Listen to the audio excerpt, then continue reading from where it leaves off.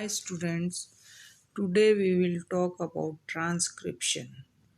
Transcription means the synthesis of RNA from DNA. As we all know, genetic information flows from DNA into protein, the substance that gives an organism its form. This flow of information occurs through sequential process of transcription, means conversion formation of RNA from DNA, and translation is formation of RNA protein from RNA.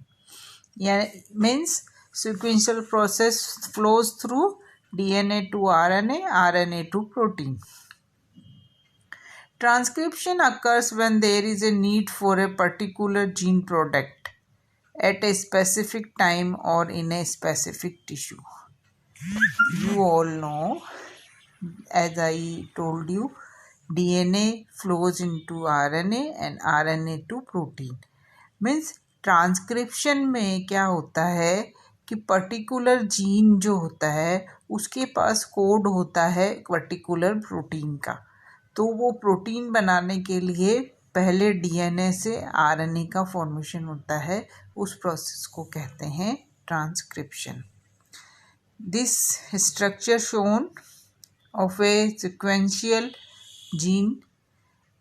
gene intron and exon genes are made up of promoter regions, means alternating regions of introns यानी non coding sequences. जो हमारा gene का जो पूरा जो sequence होता है उसमें क्या होता है कि सारे जो कोड्स होते हैं वो कोडिंग सीक्वेंसेस नहीं होते हैं. कुछ ऐसे होते हैं जो सिर्फ वहाँ पे स्ट्रक्चरल होते हैं, उनका कोई फंक्शन नहीं होता. तो इंट्रोन्स जो होते हैं नॉन कोडिंग सीक्वेंस होते हैं, उनके पास किसी प्रोटीन का कोई कोड नहीं होता. और एक्सॉन्स जो होते हैं वो कोडिंग सीक्वेंसेस होते हैं. The production of A functional protein involves the transcription of the gene from DNA into RNA, the removal of introns and splicing together of exons, the translation of the spliced RNA sequence into a chain of amino acid, and the post-translation modification. Means transcription में क्या होता है, एक functional protein जो होता है वो DNA से पहले आरएनए बनता है. आरएनए बनने का इतना प्रोसेस सिंपल नहीं होता है. उसमें पहले जो नॉन कोडिंग सीक्वेंस आ गए हैं उनकी स्प्लाइसिंग होती है. पहले स्प्लाइसिंग होती है, कट लगता है, इंट्रॉन्स को रिमूव किया जाता है, फिर एक्सॉन्स टुगेदर आते हैं. फिर वो जो एक्सॉन्स के टुगेदर आने के बाद जो स्ट्रक्चर बनता है उनका ट्रांसलेशन होता है, स्प्लाइस्ड आरएनए उसको कहते हैं. और इस ट्रांसलेशन में क्या होता है, जो उनकी अमीनो एसिड की चेन बनती है जो पर्टिकुलर प्रोटीन मॉलिक्यूल में पोस्ट ट्रांसलेशनल मॉडिफिकेशन के बाद कन्वर्ट हो जाती है. During transcription only one strand of DNA is usually copied. This is called the template strand. आज जानते हैं डीएनए डबल स्ट्रैंडेड होता है, तो एक स्ट्रैंड ही कॉपी होता है, और जो आरएनए मॉलिक्यूल जो प्रोड्यूस होता है वो भी सिंगल स्ट्रैंडेड होता है. उसको मैसेंजर आरएनए या एमआरएनए कहते हैं. The DNA strand that would correspond to the mRNA is called the coding or sense strand. In eukaryotes, the initial product of transcription is called a pre-mRNA. Pre-mRNA is extensively edited through splicing before the mature RNA is produced and ready for translation by the ribosome, the cellular organelle. Now you can understand from this that DNA से RNA का जो formation होता है वो process nucleus में होता है, और आरएनए से जो राइबोसोम के द्वारा और प्रोटीन का जो निर्माण होता है, फॉर्मेशन होता है, वो सेलुलर ऑर्गेनेल में होता है, यानी साइटोप्लाज्म राइबोसोम के थ्रू होता है. तो ribosome serves as the site of protein synthesis. Transcription of any one gene takes place at the chromosomal location of that gene. which is a relatively short segment of chromosome. The active transcription of a gene depends on the need for the activity of that particular gene in a specific cell or tissue at a given time.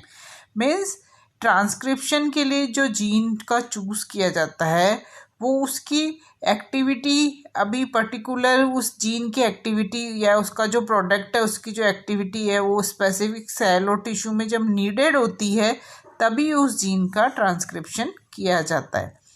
Small segments of DNA are transcribed into RNA by the enzyme RNA polymerase, which achieve this copying in a strictly controlled process. The first step is to recognize the specific sequence of DNA called a promoter that signifies the start of the gene. Promoter region को पहले specifically जो promoter reason होता है वो signify करता है कि अब इस जीन पोर्शन का ट्रांसक्रिप्शन होना है. द 2 स्ट्रैंड ऑफ डीएनए फिर सेपरेट होते हैं उस पॉइंट पे और RNA polymerase begins copying from a specific point on one strand of the DNA using a special type of sugar containing nucleoside called nucleoside 5-ट्राइफॉस्फेट to begin the growing chain. Additional ribonucleoside triphosphates are nucleoside triphosphate as a source of energy are used as a substrate, and by cleavage of their high energy phosphate bond nucleoside monophosphate are incorporated into growing RNA chain.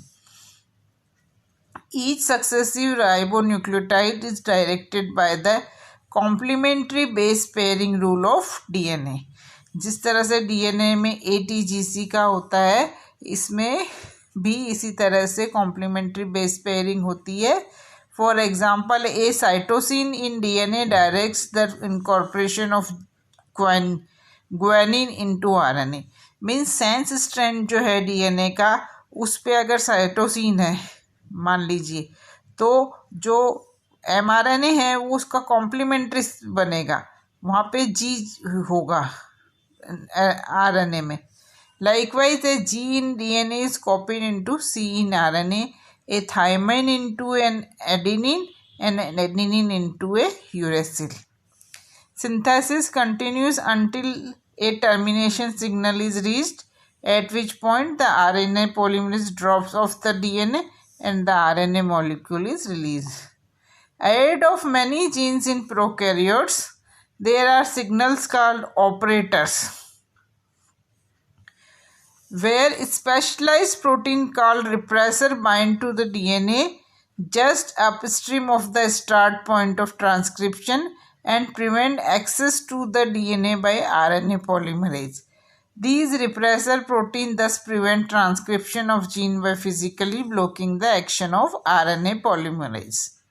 Typically, repressors are released from their blocking action when they receive signal from other molecule in the cell indicating that the gene needs to be expressed ahead of. Some prokaryotic genes are signal to which activated protein binds to stimulate transcription.